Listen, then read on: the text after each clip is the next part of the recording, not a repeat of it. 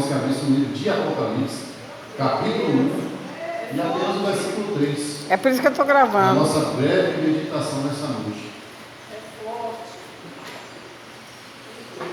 Às vezes eu me pergunto, aproveitar que está aqui o pastor Valdemir, o pastor Marivaldo, os irmãos aqui que são teachers da EBD, né, professores, por que hoje nos altares se fala tão pouco sobre o Apocalipse? Sendo que o Apocalipse, para a igreja que irá subir, é um livro de esperança, e não um livro de terror, nem de temor. Às vezes eu me pergunto sobre isso, porque a igreja hoje, você e eu, que somos a igreja do século XXI, a igreja do agora, que a igreja do amanhã é aquelas crianças ali, se Jesus voltar. Mas eu me pergunto por que muitos fogem desse livro, sendo que o livro de Apocalipse é um livro de esperança para a igreja que irá ser arrebatada, mas é um livro de juízo para a igreja que vai ficar e para os desobedientes. Mas isso aí é um assunto para outra ocasião.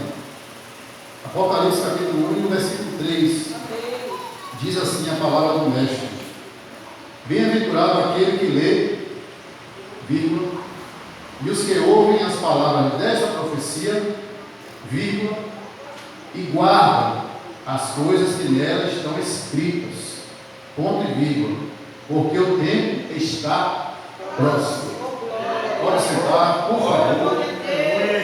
A minha oração nesse momento é que o Espírito Santo de Deus crave no meu, no teu, no nosso coração e até as vírgulas de tudo que será ministrado nessa noite, e que eu desapareça, mas que Deus e os deuses prevaleçam e fale e ache guarida no meu, no teu, nos nossos corações, em nome de Jesus.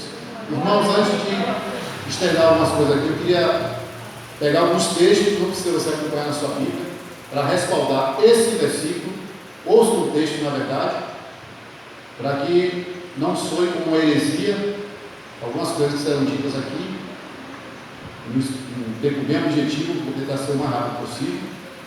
Esse versículo de Apocalipse, capítulo 1 e o versículo 3, na minha Bíblia, que é uma Bíblia de estudo, eu achei 5 contextos, porque qualquer texto, para se tornar uma doutrina, ele tem que ter no mínimo 3 outros textos e outros livros que estejam em concordância com aquele versículo, com aquele assunto, ou com aquele capítulo, né? Primeira referência que eu achei, Lucas capítulo 11 e o versículo 28, um andar, 10 5. O contexto desse texto foi de Apocalipse 1:3. Lucas capítulo 11 e 28, diz assim: bem-aventurados que ouvem a palavra de Deus e aguardam, não é só ouvir e guardar. E aguardar que se refere à praticidade de vida, é ser luz e ser sal, não ser religioso, ser luz e ser sal. Onde você colocar a planta dos teus pés, você ser um referencial de Deus. Jesus foi isso quando estava na terra, os apóstolos foram isso, os profetas foram isso, e a igreja tem que ser isso. O referencial dessa sociedade, como o meu xará citou aqui, está aí.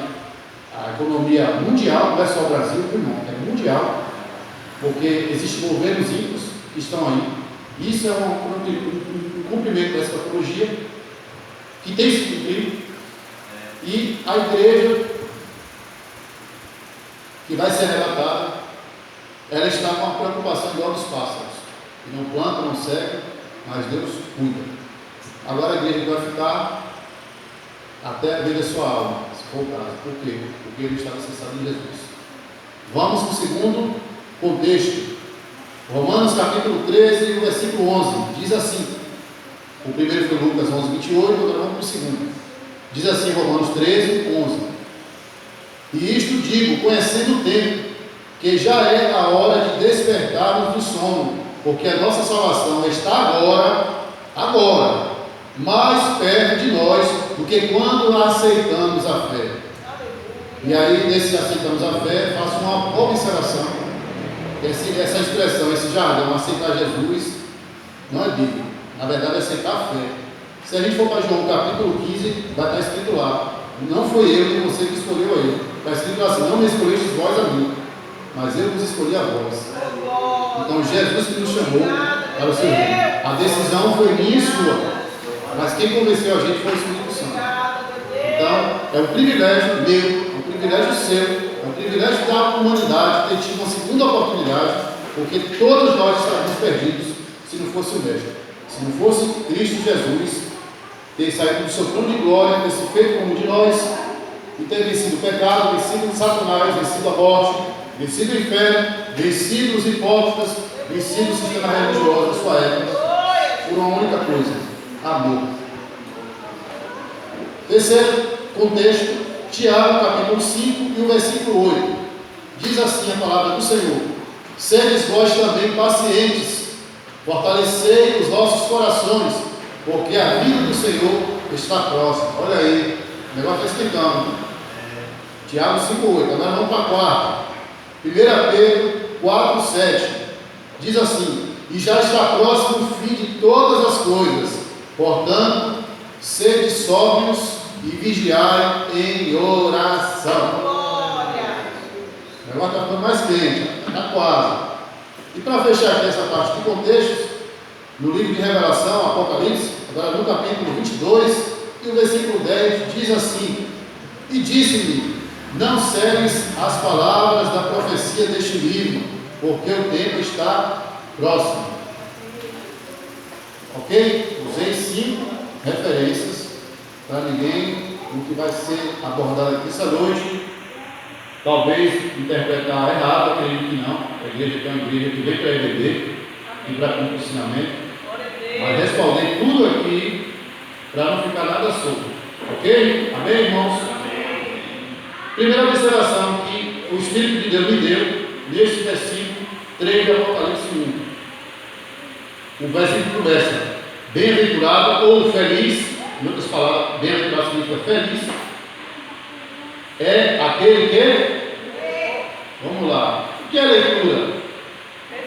A leitura é didática. O que é didática? Algo que você faz constante. Eu não aprendi a tocar pegando um técnico de violão uma vez, eu toquei hoje, pronto, já está gravando. É que eu não tive livro. Eu tive que pagar preço. Tive que pagar preço, é constante. A mesma coisa em qualquer outra coisa da sua vida, inclusive no rei. A leitura também é outra observação que eu fiz. Eu estou lendo o texto. A leitura também é a chave que abre as portas, abre o entendimento.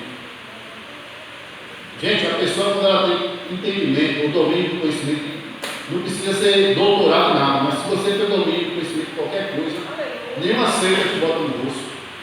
Ninguém usa pelo diabo. Passa uma lábia e você cai em dor. A gente não deixa de ser útil no rei. E uma série de outras coisas mais. Por quê? Por causa do conhecimento. Não tem uma frase aí no jargão fora de conhecimento? Abre os olhos. O conhecimento aqui não estou me referindo à questão do ler. Só estou no início do versículo. Também tem outra coisa interessante no ler. É renunciar outras prioridades por ela aqui, pela leitura. Uma das prioridades que todos nós somos tentados todos os dias, quando a gente acorda, observar, ver as mensagens, ver as notícias, ver quem falou com a gente, ver se tem algum emprego, ver se tem algum orçamento para fazer. É prioridade? É, mas essa tem que ser a maior prioridade. Já falei isso aqui em algumas oportunidades. A psicologia diz, e está em concordância com o texto: os nossos 15 minutos quando a gente acorda determinarão como é que será o nosso dia. Se nos 15 minutos, quando eu e vocês somos despertados, a gente vai para o celular e recebe uma notícia ruim, ou um áudio de alguém, por engano, que já aconteceu isso comigo, confunde você com alguém e manda aquele áudio descarregando um monte de cachorro pitbull, com certeza o seu dia vai ser péssimo. Porque você vai ficar remoendo o dia todo. Não, você está ali, por aí vai. Mas quando a gente acorda, dando bom dia ao Espírito Santo, good morning, Holy Spirit. Nossa. Vamos lá, vamos seguir. O versículo também continua: e os que ouvem as palavras desta profecia. Outra observação que eu fiz agora em relação ao ouvir. O ser humano tem 5 sentidos, né? Visão, audição, tato, paladar e olfato. A visão é um dos para mim mais importantes, porque primeiro que é o sentido mais próximo do cérebro. Segundo, que a visão você se torna menos dependente do que quando você tem uma perda de audição, quando você não fala, ou quando você não sente o cheiro ou o gosto. Mas quando você não tem, a pessoa não tem a visão, seja ela física ou espiritual, vai depender de alguém para alguma coisa, o tempo todo. A pessoa sem a visão pilota um avião, agora a pessoa, se ela não tiver, se ela tiver perda auditiva ou alguma coisa do tipo, ela pode pilotar o avião. Porque hoje o sistema de tudo hoje, existe tecnologias para isso. Existe um botão que ela pode apertar e chamar a pessoa que o piloto, alguém do tipo, com a aeromoça para levar. Estou dando exemplo do avião, tá? Mas se a pessoa não tiver 2 olhos, ela não pode pilotar um avião. Não pode, pelo menos até hoje, pelo que eu pesquisei, zero, chance zero. Vamos lá. Ouvir. O que é ouvir? Ouvir, uma das coisas que eu observei aqui, é escutar o que se lê. Você já falou para pensar quando a gente lê assim, ó? Você está lendo, você não sabe o que eu estou lendo, eu sei o que eu estou lendo. Mas se eu ler assim, ó, bem-aventurado aquele que lê, e os que ouvem as palavras das profecias, isso também é didático. E a probabilidade de eu memorizar, quando eu me escuto, é maior que eu falo assim. Porque é aquilo que eu estou usando a minha fala e eu não estou escutando o que eu lendo, porque eu estou lendo só com a mente.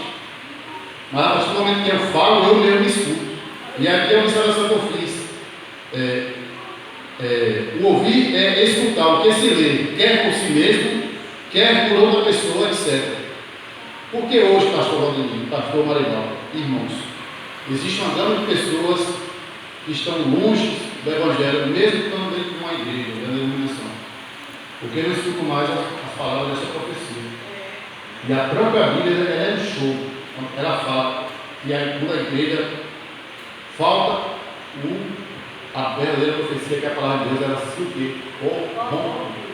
O que é algo corrompido? É aquilo que você olha lá no estereótipo, você julga ser aquilo, mas na essência não é aquilo.